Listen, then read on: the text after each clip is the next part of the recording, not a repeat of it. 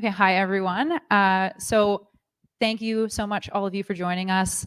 As I said, you'll do a way better job of introing, what you're working on, what you're doing, and who you are. So I'll just get each of you to quickly intro yourself and your respective companies. So Isaac, we'll start with you.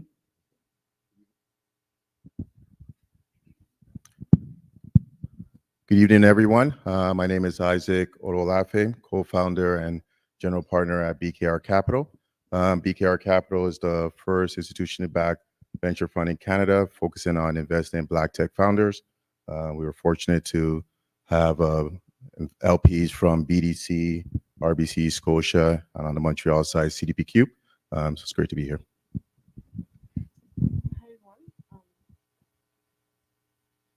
Hi, my name is Farnel. I am the founder of Workind.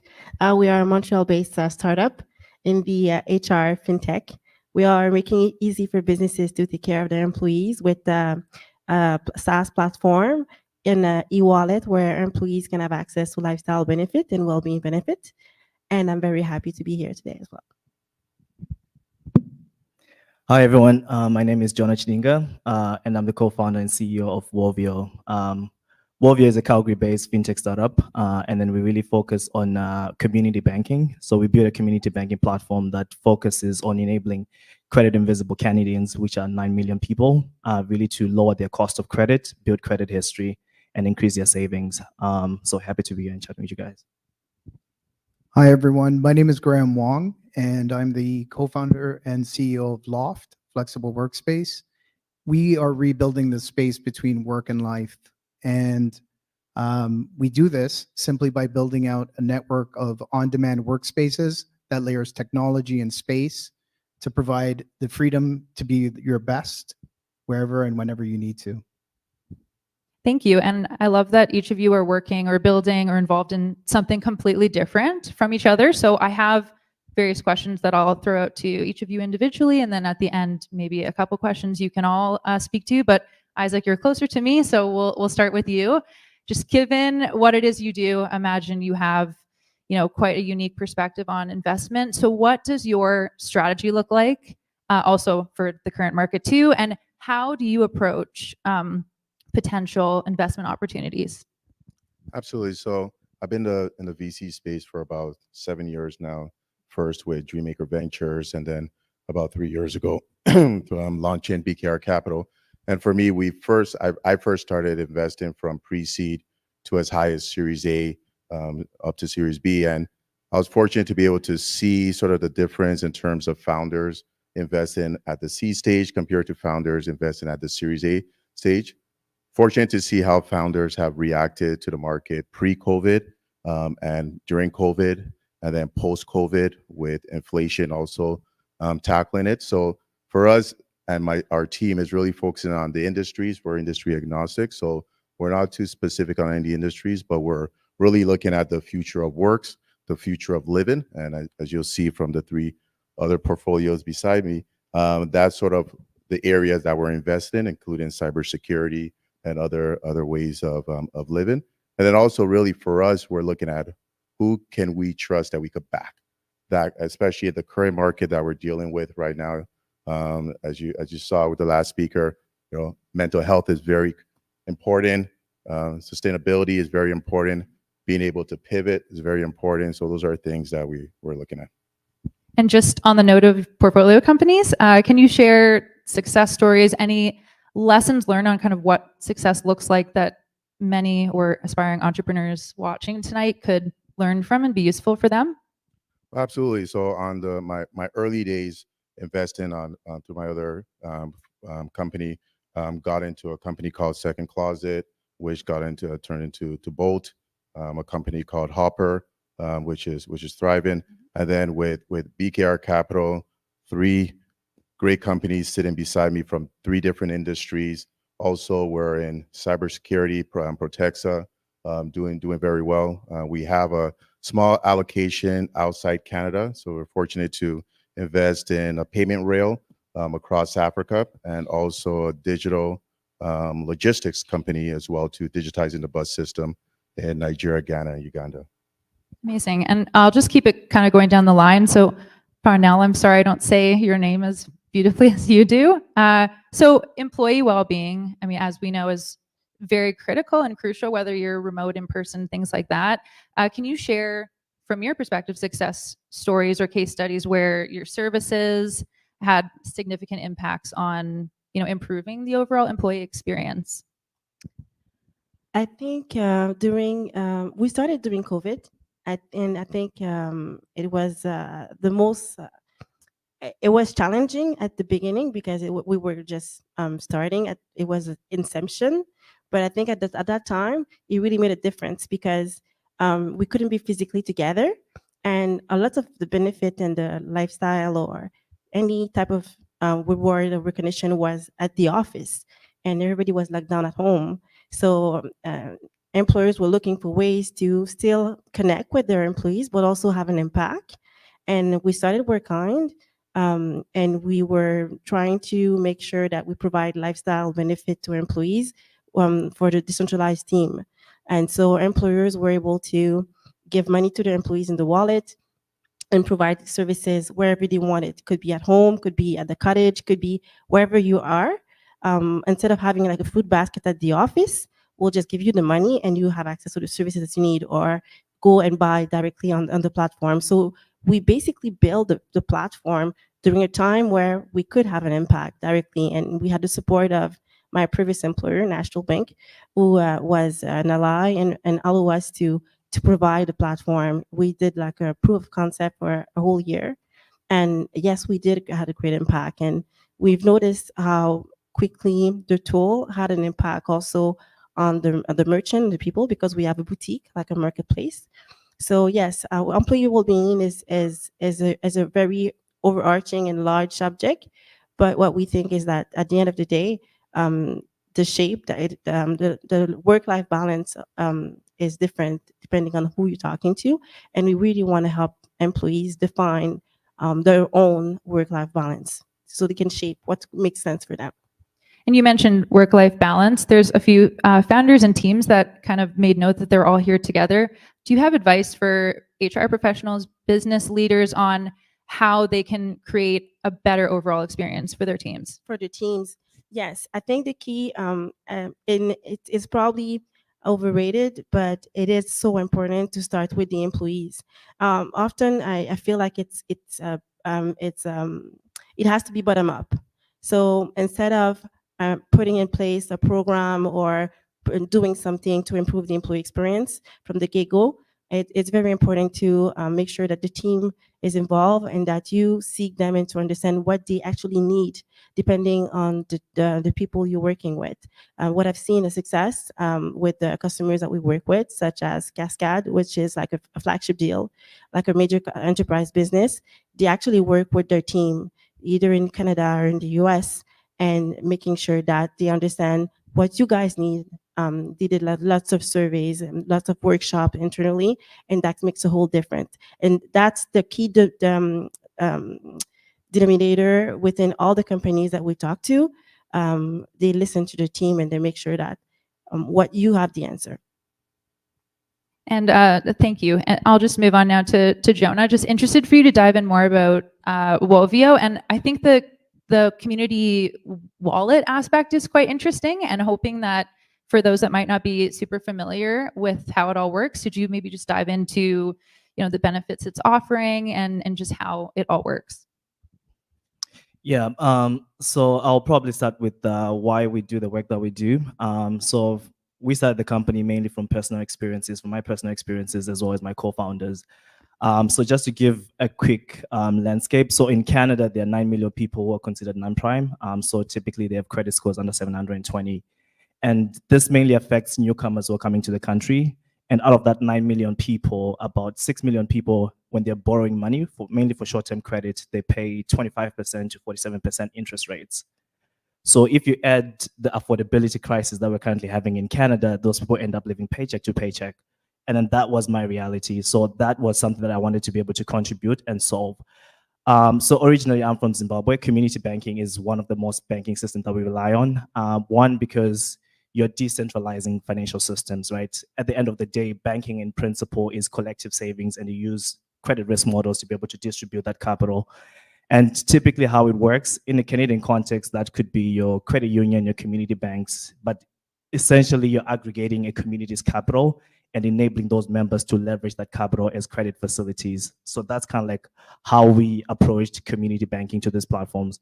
So to date, we're working with 72 communities, enabling them to be able to use this community banking through a rotating savings system, whereby that capital is going to those communities that belong to them.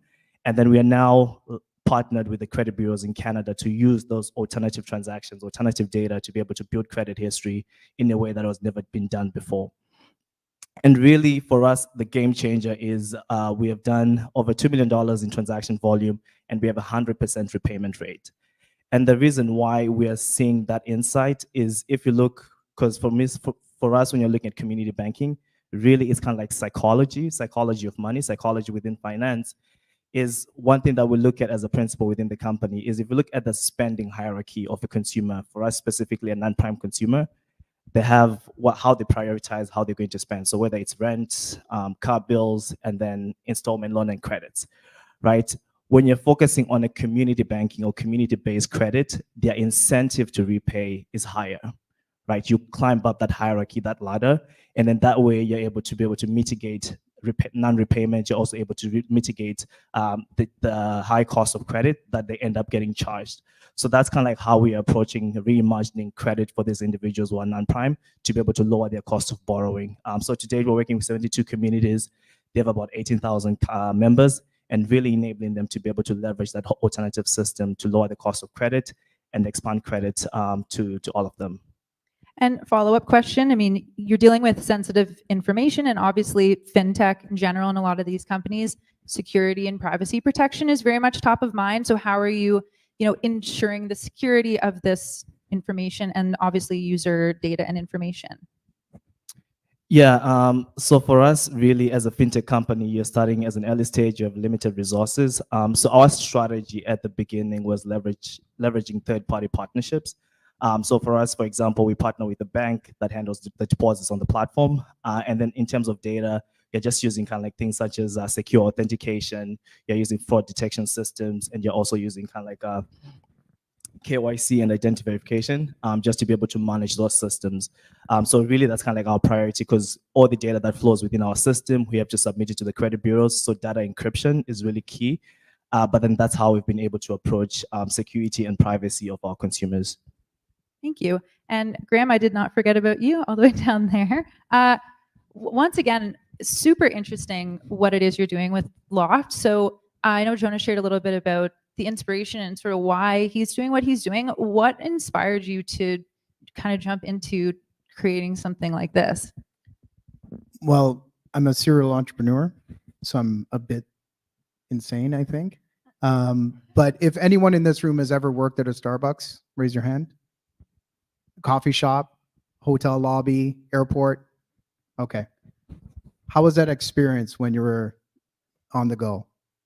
That's really where it came from. I remember one day sitting in a coffee shop working, and someone had set up their second monitor right in the Starbucks. They were doing a call, and I thought to myself, this is insanity. Then I had to go to the washroom, and I thought, what am I going to do with my stuff? I got to pick it up, go to the washroom. This just doesn't make sense. In between the destination office and your home, there'd never been a third option that was professional, convenient, and consistent. And that's where it starts. And then you go down the insane road of entrepreneurship.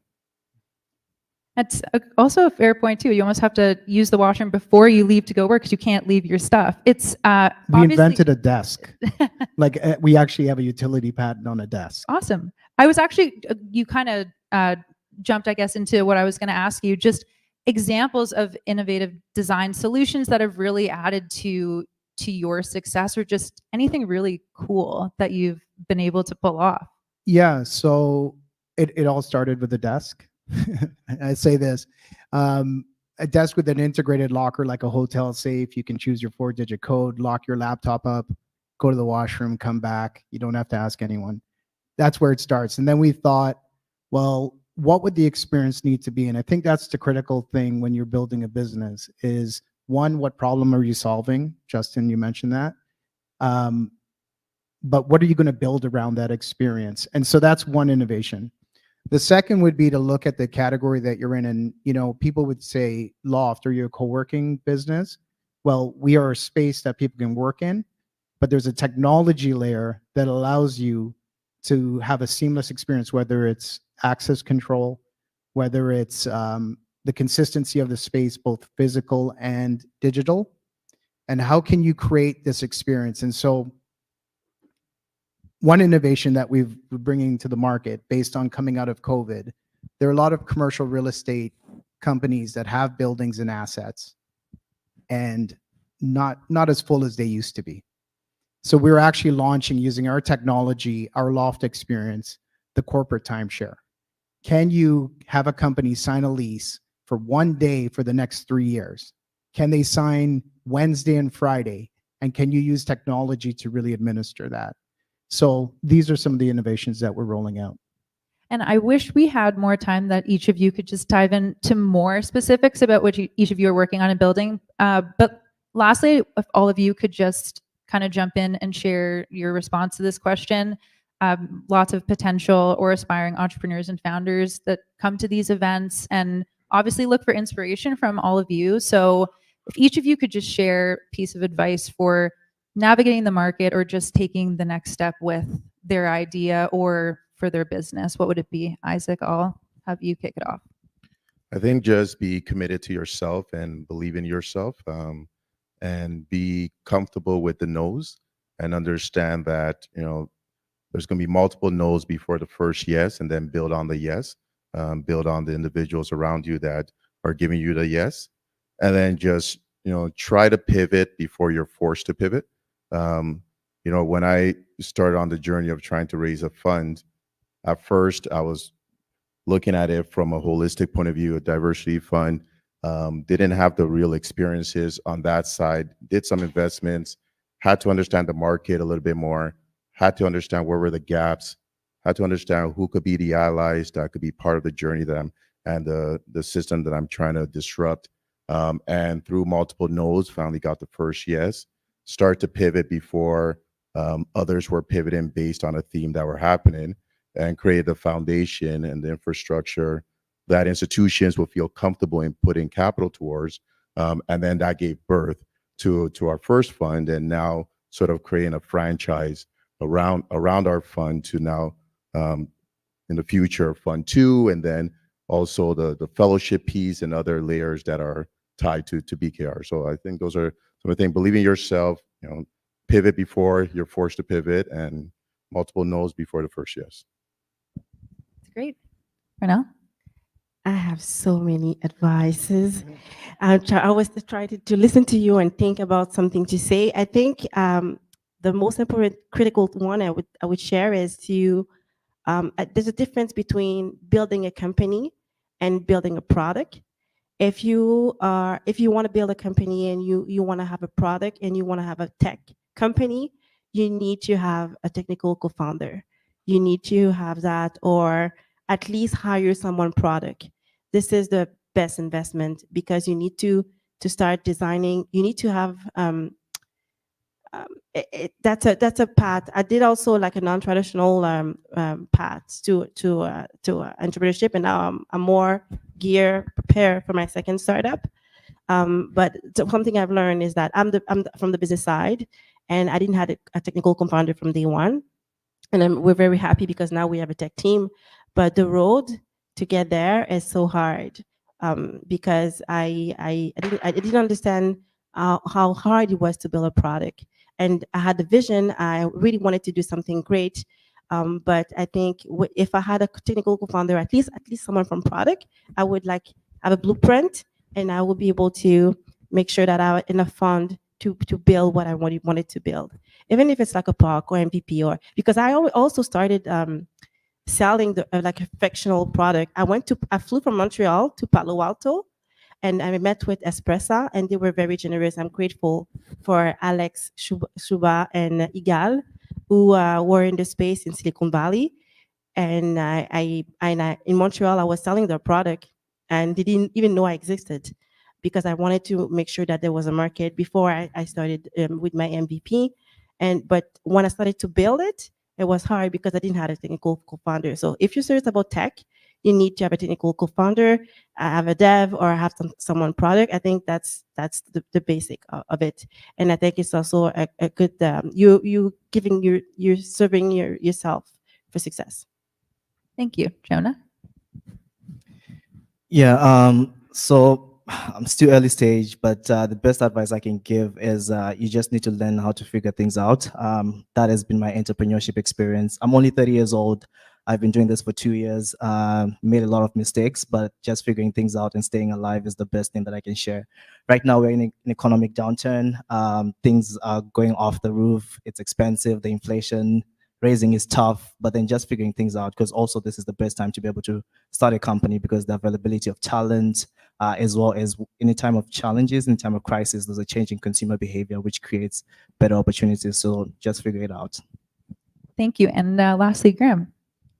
My one piece of advice would be value your time. At the end of the day, time keeps you present. You understand that it's not infinite, and it'll help make the decision rooted in the day, the data, and being real. You know, you talked about, you know, Justin, you mentioned about what you went through, you know, in those 60 days, what that means. That's my advice. Time, value it. Thank you. And we'll open it up to questions, but please, round of applause for our wonderful panel. Thank you.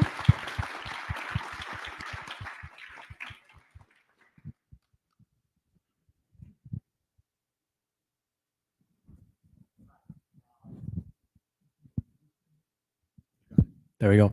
I wanted to ask Graham Wong a question. I live in a 643 square foot apartment. I feel for you. And I've been to a lot of co-working spaces. I actually love co-working spaces just because of the flexibility they offer. I get access to 2,000 square feet for the same amount that I would pay for an office in my apartment. For the future of Toronto's markets, do you think that condos are going to start building an entire floor dedicated to co-working spaces to replace the space that they're removing from the units? Great question. I think a lot of condos, some condos, they're already implementing those as amenities, right? I think the challenge will become when you bring guests in, and I think it's about having something that's street level, something that is accessible, something that integrates some of the amenities. It's not just about having a space, it's about managing an experience. But to answer your question, I think condo developers are already doing that, for sure. Hello, my question is for Farnel, and perhaps Graham can contribute in some way. I work at B&M Bloomberg, and in the news lately, we report a lot of employers are insisting that their employees return to work and stop the working from home situation, which is not ideal for a lot of people, sometimes myself included. And so what I would like to know is, what role does Workind and perhaps even LAUFT play in this kind of situation where going back to the office oftentimes means a lot more stress, even depression levels can rise, when you deal with the commute and your coworkers and things like that. And where can you maybe find a happy middle to meet the two? Thank you. I mean, we are a solution to make it easy for businesses to take care of their employees in terms of a tool to manage flexible dollars and offer benefit. So wherever the employee are, they have access to the services they need whenever they want. So I feel like that's something, the responsibility of making sure that the employees have the right tool to succeed at the office. I feel like that's the employer's role. And a tool like Workind is great because you can ensure that it's fair and there's equity. Whatever the employee is, it could be at the office or it could be at home, could be working outside of the country. They still have the same amount of money and they have access to the same services. So the suppliers will be different if they are in Boston or in Kelowna, but they still have access to the same services to make sure that they have the tool that they need. They can work from home. They can have access to ready-to-eat meal or whatever the services that they need. But in terms of shall they work from home or work from the office, I think the policy is different for every employers, and really we don't have any tool to facilitate the communication, the exchange, and the challenges that they might have. But we're the great tool for to make sure that it's fair. They have the same services and benefit in that space. And I'll add to that. The other option would be they could work at a loft as well. But definitely, and I'd love to integrate. We were talking about integrating Workind with Loft. To answer your question about employers, I think that employers are looking at this, and employees, and it's a team sport. Let me work at home or let me work at the office. I don't think anyone in this room would discount the value of collaboration, being in the same room face to face. Here we are in this room today. I think what it is that where we do it, it's flexible. And I think that if employers and employees can come together and say, look, we can do this work. We did it for 2 years in this space. We used to do work in this space, but let's just do it in the place that makes sense. I don't think anyone misses the commute. I think that it impacts your quality of life. And that's why we think it's important to locate spaces close to where people work, but spaces that are convenient for people to collaborate and get together. So I think that's where it's going to go. And I think a lot of employers are realizing that. We see that in the downtown core, right? The utility versus occupancy. So I got a question for Isaac. This is a two-part question. I want to know how you identify investment opportunities. And then once you identify the opportunity, how are you structuring a deal? I don't mean valuation. I mean, like, are you taking a board seat? Are you simply there to provide advice, or are you just providing capital? Thanks. Great question. So as mentioned, our thesis in terms of industries is around the future of work, future of living. And, these are 3 examples of the way things are moving from employees, the relationship with employees, Workind, co-working space, and the ability of are you coming to work, or flexibility, LAUFT. And then we're in Canada where there's a large percentage of new immigrants, and that's Woveo. So for us, we're looking at, again, where is the future going? And then obviously we're in another company, like I said, cybersecurity. We just finalized a deal with in the climate space as well too, which is going to be another important space. So for us, and for me, it's exciting to see entrepreneurs trying to solve problems that are present today and important for solutions tomorrow. So once we figure out the companies that fit those areas, another industry is the health tech space as well too. So there's 2 portfolios within that space. And then, so sometimes we do take board seats. We typically come in at the stage of pre-seed to seed plus, and then we have 50% left over for follow-on investments to help them get up to Series A. We're fortunate having LPs that are institutional, so we could help with follow-on investments. We've just launched BKR Global Export Fellowship in partnership with EDC, one of our LPs, where we're working with a portfolio companies that want to be able to export their services and be able to access capital through EDC as well. So pre-seed to C plus, we're typically anywhere between $250 to about $1 million. And then we typically like to take board seats, or at least try to connect the dots in terms of potential collaborative partners. I know, like, for example, with LAUFT, we do a lot of stuff with the government. We're trying to see how could we connect those dots with providing solutions now for the federal government and provincial government. We'll do our last question of the evening. And I know there's some other hands that have been here. If you want it answered, post it on LinkedIn with the hashtag TechTO, and we will get it to them and we will get it answered. My question is for Farnel. You talked about understanding the difference between building a company versus building a product. I wanted to know, how did you approach the search for a product designer? Like, where did you look? What questions did you ask? So I fall in love with the problem, and I search about I fall in love with the let me rephrase that. I fall in love with a problem. So I did like discovery, and I speak with a lot. I spoke with a lot of potential customers and with my current customers to understand what was the problem. I think that we didn't reach yet product market fit, but we are in a good path to do so. And we work. The approach that I did was to do co-dev. So that's the approach that I did. So I started with the MVP with my previous employer, National Bank, and I was like, I want to build this. And so I think this is what needs to be done. How do you need it to be done? Because you already have group insurance, you already have like RSPs, you have like a assistance program for your employees, but you don't have this. And we feel like all the employers in the world need this for their employees. What could make sense for you? So I actually built the product with the customer. I didn't have any product people in-house. I didn't like any designer. And afterwards, once we went to market, starting having your first customers, having revenue, we started with a more robust version of the product with the Cascade, where I still did co-dev to bring it further. So to everybody's point, I think that's very important to sell something and build it after. So I talk to them, I sit down with them.